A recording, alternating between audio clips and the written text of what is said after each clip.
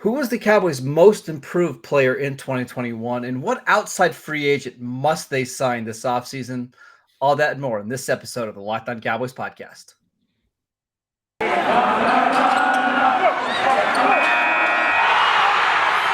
You are Locked On Cowboys, your daily Dallas Cowboys podcast.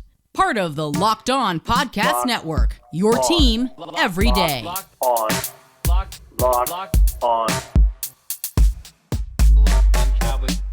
on Cowboys. Welcome back to the Locked On Cowboys podcast, part of the Locked On Podcast Network, your team every day. We want to thank you for making us your first listen of the day. We are free and available on all platforms. I am Marcus Mosher. You can follow me on Twitter at Marcus_Mosher. He is Landon McCool. Check him out at McCoolBCB. Landon, let's start with this. Who was the most improved player for the Cowboys during the 2021 season? I want your thoughts. Well, I think that, we all had expectations for a lot of these players, but I think, we're going to look at a list that somebody else has. But yeah. I would tend to think that, to me, the most improved player, we talked about in the season, was Terrence Steele. I mean, just the way that he, kind of bounced back from what was a very disheartening season the previous year, his rookie year, undrafted free agent coming into the league, kind of forced into a terrible situation. And at the time, we all kind of talked about it like, okay, this is just the sacrificial lamb that we are laying at the altar of the 2019 season while we try to just survive and get through and then try to reload for 2020. But it turns out that he took what he did in 2019 and 2020. Well, yeah, he took it to what he did in 2019, right? 2020. And sorry, you're right, 2020, and then took it into 2021 with an offseason, including working out with Duke Merriweather at in O-line performance group, and just really kind of turned his game around. It turned into a different. I mean, he looks like a completely different player this year as opposed to last year. So I thought that he was one of the most improved players in this team, without a doubt. That's a good one, and I actually didn't think of that one. That's a good call. Pro Football Focus, they did their list of the most improved players during the 2021 season, and they gave it the award to the Cowboys for Jayron Kearse. Kearse was, a borderline rosterable player kind of going into the season. Yeah. We didn't love that signing when it initially happened, and he finished as the site's 12th highest graded safety. He was the Cowboys' second best linebacker on the team, which is crazy, enough to say. And now we're talking about him as a guy the Cowboys kind of have to sign in free agency, right? Yeah, he's a guy that the Cowboys are having to make a priority. It's not just solely because they don't have a ton of safeties on the roster, but the fact that they don't have a lot of great off-ball linebackers either, and he kind of fills that role for both to a large degree. So, really, the story there to me is that he finally kind of gave into a role that it feels like coaches have been trying to push him towards for a while, and he's just been very non-receptive to it. Right. And I think this is the year that Quinn was able to kind of convince him, hey, playing in the box, like this is what your physical skill set is made for. Like as a safety, you have the athleticism to do all the things that you need to play down there and make plays. Yeah, I think from what it sounds like in interviews you've heard with him, he just was determined to not be changed from a safety to a linebacker. I think he was just adverse to the idea in general. And it took a couple of years in the NFL of kind of just middling performance and then playing that role in piecemeal to realize, hey, this is something that could really take my career to the next level. I also think it didn't hurt that he got a coaching staff that actually believes in him, because That's it true. Doesn't sound like Mike Zimmer in Minnesota really loved the player, right? And they didn't get along, and that's just not the case with him and Dan Quinn.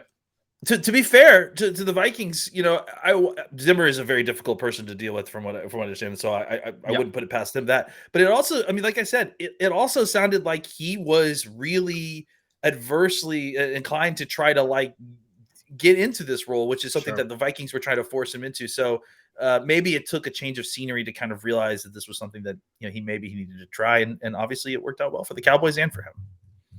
All right, I got a couple questions on Jayron Kearse. Who would you rather sign at the position? considering how much it's going to cost to keep each guy? Jaron Kearse or Dalton Schultz? Let's say Schultz is $12 million and Kearse is $4 million. I clearly am overvaluing Schultz or something, because I don't understand why we are just totally cool and think that we can replace Schultz with whomever. So because I think the conversation comes down was he more a product of the environment, or is he actually a good tight end? Okay, I guess those two things are kind of secondary to if he is a product of his environment, are you confident that Sean McEwen or Blake Jarwin are going to be able to replace that same sort of play next year? No, I'm not. So then what are we doing here? But if it's Hayden Hurst instead at $6 million versus Schultz at $12 million, I'm not sure there's a huge difference. And I love Schultz. Like, you know how much I like Schultz. Except that you probably get $6 million worth of tight end play, which means about half the games that Dalton Schultz will play. I mean, Hayden Hurst is, look, I agree.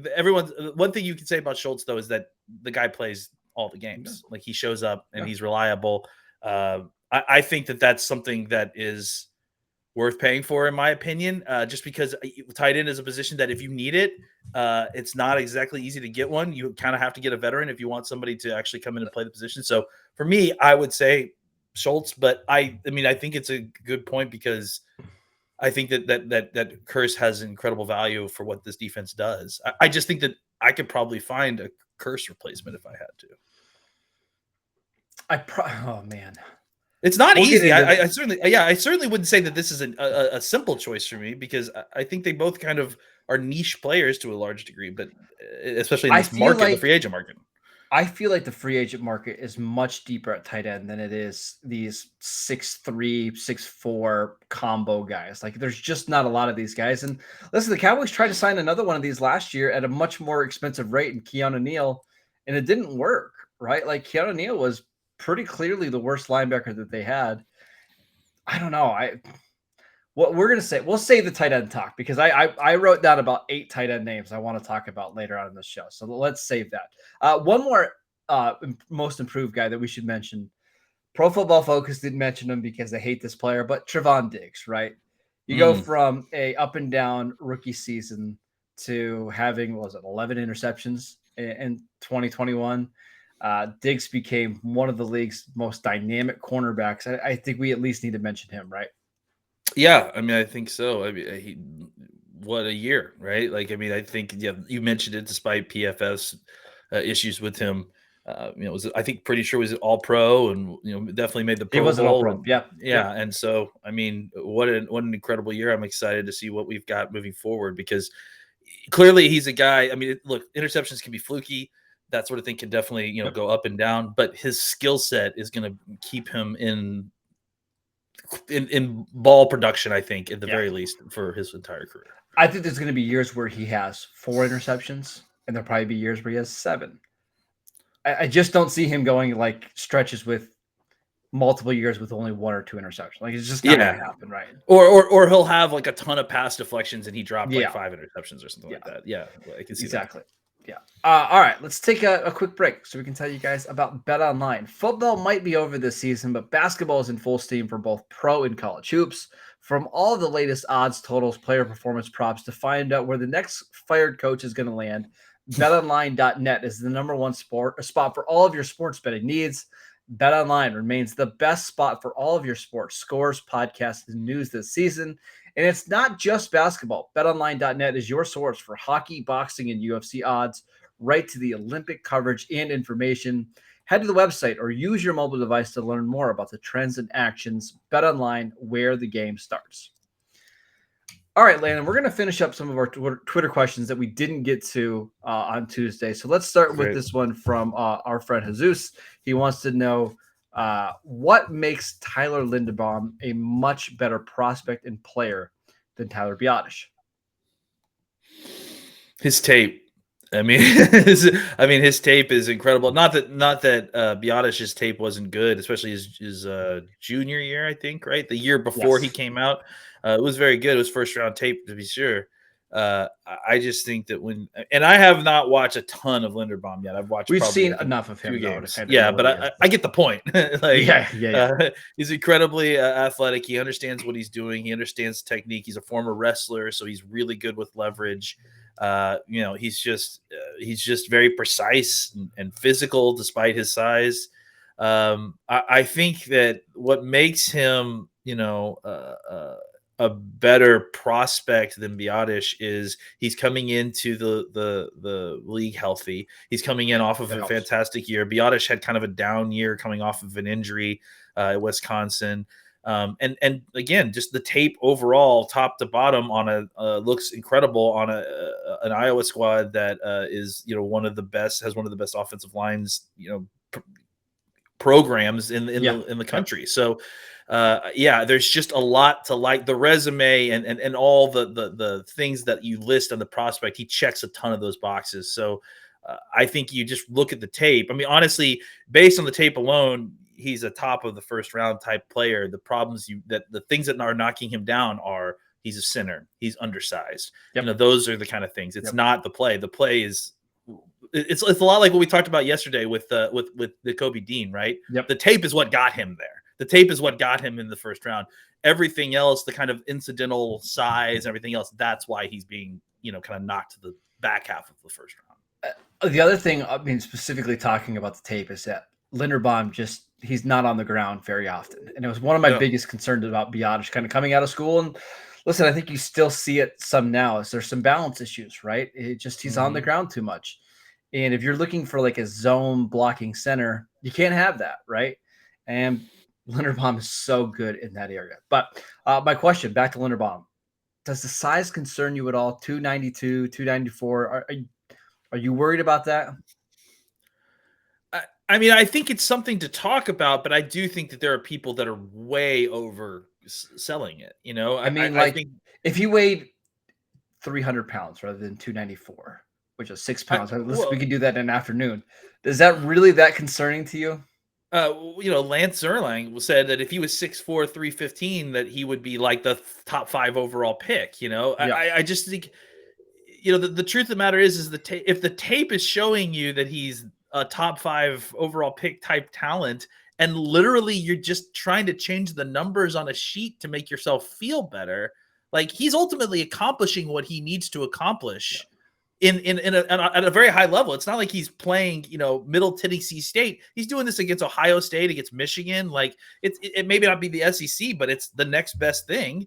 So I don't know. I think that's a league that produces a lot of big men on the offensive and defensive side of the football. He's seen a ton of competition. It's not like he's not any more prepared than some of these other guys to come into the NFL and play that way. I just think that we're again, it's a number. You're looking at a number and you're concerned, but the tape is telling you that you shouldn't be concerned. The tape doesn't show a guy that has a problem with his size, right? The tape doesn't show a guy that, he's undersized, and you can see it here on tape where he's unable to do this thing. He seemingly can do everything you need a center to do, and seemingly can do it extremely well. And the other thing about this is it's not unprecedented. It's not like he's going to come into the NFL and be the smallest center we've ever seen. Jason Kelce came in at 284. I'm looking at just some other guys right now. Austin Blythe, who was with the Rams and the Chiefs, was 292. Nick Hardwick from the Chargers, I'm sure you remember him. Yep, 295. Corey Lindsey, who is now the center for the Chargers, 296. Dan Copen, 297. LaCharles Bentley, 297. Weston Richburg, 298. Ryan Khalil, 299. Like, we've seen this before. And it's like 5 or 6 pounds. I mean, I said we could do that in an afternoon, right? What are we doing here? I think the idea is that people talked about the fact that he went to Iowa, and that Iowa has this elite of elite weight room. So why hasn't he gotten bigger? Because he plays well at 292, guys. Like, have you noticed the tape? He's doing all that at that weight without any problem. Like, again, ultimately, I think there's a point when we're just like chasing numbers and not actually applying why those numbers matter. Because if he's able to accomplish what he needs to accomplish without the extra 7 pounds, who cares? Draft the dude. Like it's really dumb. Couple more. Rodney Hudson, 298, coming out of school. He's been pretty decent in the NFL, right? I mean, you basically named like 2 of the best centers in the league, and probably 2 of the best centers in the last decade. So in Kelsey and Nick Mangold was 299, and Mangold as well. Like, I mean, we could go back. We could go back later too. I mean, if you want to go all the way back, obviously the Cowboys have a history of undersized centers. So I just, I think that if you've got, the plan is to have 2 sturdy guards anyways. So if you're going to do that, then what's the issue with having a center who's 292 pounds if he's incredible? Yeah, sometime you're going to have to tell everybody your Mark Stibnell. It's not my story; it's my dad's story. But yes, we will do that for story time someday. Absolutely. All right, next question. This one from Corey. What's one move that would show Jerry Jones in the front office would be all in on the 2022 season? So basically, we've talked about this. Like I want them to go all in. What would be something they could do this offseason that would be like, yes, this team is all in? Well, I think the first thing that we're going to see, if that's the case, is they're going to keep DeMarcus Lawrence and they're going to keep Amari Cooper. I think that's the first step in kind of, okay, all right, let's see where we're going with this. And then, going out and making, not a huge splash free agent signing, but finding a way to, especially if you're keeping both of those guys, that may not be possible unless you are really flipping. And then maybe that's the second thing, right? Is the start of a flipping of a ton of these contracts, like just pushing all that money forward so that you're freeing up the cap space to go in and not only retain the guys you've got, but keep Randy Gregory, maybe keep Michael Gallup, and then maybe bring in a free agent or 2 to kind of take you over the top. I think those are the things that you'd have to start see to kind of get that sort of inkling that's what's going to happen in the next season. I agree with you. There's not necessarily one draft pick or trade. It would be hey, we're moving Zach Martin money back. We're moving Tyron Smith money back. We're moving DeMarcus Lawrence money back. Like that. Those are the kind of things that would make me feel like, okay, the Cowboys are serious about trying to contend this year. They're not going to just worry about their cap space and the situation for 2024 or 2025. I'd like to see that. We'll see. Well, I'm assuming in the next month we'll find out if they're going to start pulling those triggers, right? Yeah, we'll start seeing the pre-moves to this kind of stuff like that, right? The money moving around, the pulling of the triggers on some of these contracts. Those will be the kind of bellwether signs of where this offseason is headed. I agree. All right, next question. This one from Jeffrey. He wants to know what one position, if the Cowboys added a Pro Bowl level talent to, could upgrade this team the fastest. He says left guard. What do you think? I think if you were able, and I don't know that this is realistic or if this will happen, if the Cowboys were able to add a Pro Bowl level defensive tackle to this, I 100% agree. That's exactly where I was going. Yes. This defense becomes very, very difficult to play against. And I think that suddenly you're not needing as much to fully load up on offensive players because suddenly, the proportions get changed a little bit and the complementary football becomes a little bit more complementary. I think if you could get a Pro Bowl level pass rusher specifically on the interior, it really frees things up for the guys that you have on the outside who I think are perfect for what you need, but they're getting a lot of attention every single time, whether it's Gregory, Lawrence, or Parsons out there.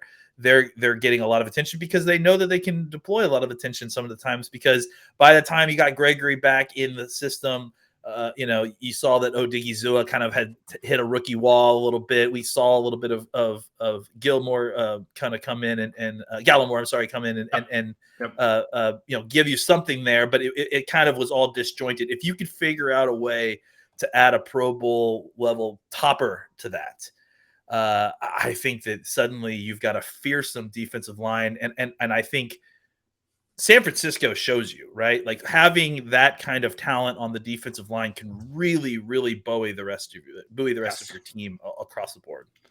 What's scary about San Francisco is like they drafted Javon Kinlaw at 2 years ago, and he hasn't hardly even played for them. Like it's basically been Bosa and Armstead. I agree with you though. And the only thing I would disagree a little bit is I don't think it necessarily has to be a pass rusher. I'm just thinking somebody that can do a little bit of both, like Akeem Hicks, who's a free agent for the Bears. You get somebody like that is strong as a bull and just demands double teams. And if he's left one-on-one, he's going to win his matchup. Then you could really start to do some fun things with your defense, right? You don't have to blitz all that often. If you do blitz, you only need to send 5, and you can really stop the run on first down. Like, I agree with you. That would really, really change this defense. Having somebody that collapse the pocket on the inside while the outside is kind of, forcing them to step up into a collapsed pocket, it's going to cause problems for opposing teams' quarterbacks. Well, this guy's a little bit older, but Calais Campbell's a free agent. I wonder what his number is going to be next year. That's the only thing I worry about is, Campbell's obviously elite, he's so good, and his number is going to be very, very high. So he will be 36 though, but he still plays. He is a workhorse. Like he's played 12 games in every single season at least. And he doesn't miss time, or at least he doesn't miss a lot of time for a guy that's 36 years old. No. So, I think he's someone that if the number was right, I'd certainly be interested in kicking the tires there. All right. Our last thing we're going to get to is some free agents. So this question comes from Adam. He wants to know, are there any free agents that you would want the Cowboys to specifically target? You and I are both looking at a list done by Mike Clay. Friend of the show, met Mike Clay at the Fantasy Football Expo in camp. Really good guy. So I think it's fair to probably just cross off the first 20 names at every single position, and then let's start our free agency preview, right? I don't know, 20, man. That'll be pretty deep for some of these positions. It means we're getting Ray McLeod is the wide receiver that we're going to sign. Is that basically what you're getting at? Former Steeler. I did write some names down that I would like to see the Cowboys go after and target. You're going to be really excited about a bunch of these names. Are you ready? Yeah. Okay. Blake Bell. I like Blake Bell, but I just, what are you signing him to do? Like, to be your number 1 tight end? No, I think you're signing him with the idea that he's going to do all the stuff that Blake Jarwin can't do. Right? Yeah, okay. I could get on board as a Band-Aid. Yeah, Blake Jarwin stays in his role, and you're basically hiring Bell to do all the blocking, all the inline stuff. It almost kind of eliminates the usefulness of the tight end, though. The usefulness of the tight end is that it's a two-way player that doesn't tip off what you're going to do. Yeah, but Bell is functional enough as a receiver and as an athlete to help you there. And this is why I'm willing to pay $12 million for Dalton Schultz, because you're talking about a functional wide receiver at the tight end position while potentially losing Amari Cooper and or Michael Gallup. Like, that's I'm trying to be realistic here, man. I know, but all right, let's get to some more names. An old pet cat of mine from the draft, Durham Smythe, a tight end from Notre Dame. I think he's going into this 5th year. He's got the very similar size to Dalton Schultz, similar athlete. I would like that one. That one would make some sense. I know you just hate these names. This is so good. No, I don't hate these names. I just, I'd rather have my guy back. that's my thing. I've got a name for you, and I'm interested in your thoughts here because the price point may be right. He's young. He's kind of had a very odd career, but I really loved him coming out of college. What's the current situation with Maurice Hurst? I don't know. Played well for the 49ers last year. Yeah, he did. And what was the deal at Oakland? It just felt like he didn't – did he fall out of favor with the coaching staff or something? Wasn't a Rod Marinelli guy. Okay. So, yeah, I think there are guys that you can get like that have – that kind of had been in weird situations that their market value is depressed because of it. That may have talent that you could plug in and play. Maybe not specifically Maurice Hurst, but those are the kind of guys that I think I'm interested in kind of digging through is just, guys who may have more talent than what their market value is worth at this point. Okay. I got a couple more names for you. Let's hear it. Kazir White, a linebacker for the Chargers. Another one of these kind of hybrid linebacker safeties. He's like 218 pounds, but one of the best coverage linebackers in the league. I think he would be a perfect fit for with Micah Parsons, and probably $5 million a year, probably similar to what you gave Keanu Neal last year. Yeah, I like that. And honestly, I like that to the tune of not having to feel forced to draft a linebacker in the first round, right? Like, maybe not even.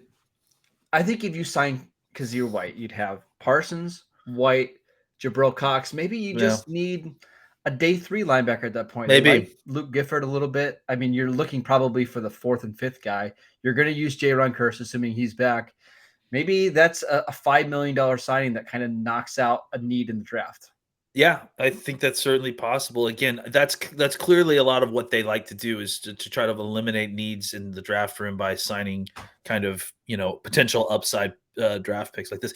Honestly, if you look at what the Bengals did last year to kind of build their roster, it isn't very different from what the Cowboys did. It's kind of getting some cheap free agents that actually you're hoping will play better than they did. And the Cowboys kind of did that a lot last year too. I mean, I think that's a good example of kind of what you saw from Jalen Curse. Okay. One more. I got to make sure I pronounce his name. I wrote it down. Lorenzo Fatukasi, the defensive tackle for the Jets. John Owning and I were just talking about him in the DM, but he is one of the best pure one technique nose tackles in free agency. If you go back and watch the Cowboys game 2019 against the Jets, he destroyed Travis Frederick in that game. And I know Frederick was a little compromised at that point, but he was an animal. And we just got done talking about defensive tackles. If you grab somebody like that and pair him with Oso Digizua and Gallimore and Tristan Hill, I like that quite a bit. Yeah, I mean, I am on board with getting a run stuffing one technique in free agency if the team is, because I do think that there's a need there. The constant Band-Aid situations there is just tiresome at this point, especially after the way things went down in the playoff game. Did you bring Carlos Watkins back? I thought he played pretty well. Is he on a 2-year deal? Is he still or is he a free agent? He's a free agent. Yep.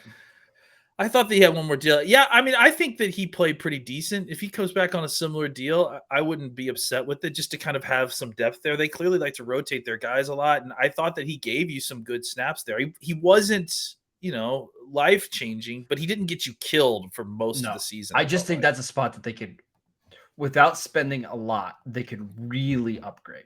Sure, absolutely.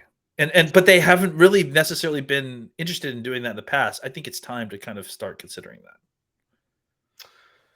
Well, they haven't spent a lot of money there. They have spent draft picks. Like, do you think Osa is a better 1 than a 3? No, I don't. I think he's too undersized to be a 1. So they have 3. They've got three techniques on the roster right now. They kind of do. I think Tristan Hill, honestly, is the one guy who kind of they should back and forth. Yeah, I mean, Gallimore can play some one technique. I mean, he's kind of sized like that, but I just think his skill set fits better as a 3. Honestly, I think all 3 of those guys' skill sets fit better as a 3, which is why I feel like the one technique is the position that needs to be filled. I agree. They got to get somebody in there that can. They don't have to play a ton of snaps, right? And you also have Bohanna, which we'll see what Bohanna does in year 2. But like somebody that can give them. Think about if you had like a good to very good interior pass rushing nose tackle, or a guy who could at least push the pocket and command double teams. It would free so much more up inside for guys like Osa and Hill and Gallimore. So yeah, I think that it would be an added bonus that kind of would, rise. The rising tide raises all ships sort of situation. Any other names from that list that are intriguing to you at all? Jalen Smith? Yeah, let's get him back. I think, the thing about it is that it's tough to know. Some of these names do, yes, but it also depends on who the Cowboys are re-signing, right? Like, so if they don't go get Randy Gregory, if Gregory doesn't come back, would they be interested in someone like Dante Fowler, who just got cut from Atlanta? You could get him on a cheap deal, maybe. Jerry Hughes is an older guy. Justin Houston is back on the list. So I think there are guys that are interesting kind of placeholders if you're not able to re-sign your own guy, Look, you were talking about tight ends. So I'll bring up a name that I do like in this tight end market that I think is one of these guys who just needs a change of scenery and can maybe kind of live up more to his hype a little bit. I like OJ Howard. I liked OJ Howard coming out of Alabama. I think he has the athleticism and the traits that you are looking for in a two-way tight end. It just didn't work out in Tampa Bay. He dealt with some injuries early, and then once he did they play all kind of 17 games this year, coming off the injuries. So that's great. which was great. That was great for him. And I think that the problem with Howard is that they gave up on him pretty quickly and they flooded their tight end room with other tight ends. So there was just a ton of other tight ends. And then on top of that, once Tom Brady came in, obviously he was going to bring Gronk as well, right? So it just became one of those things where he just didn't get a full chance early on.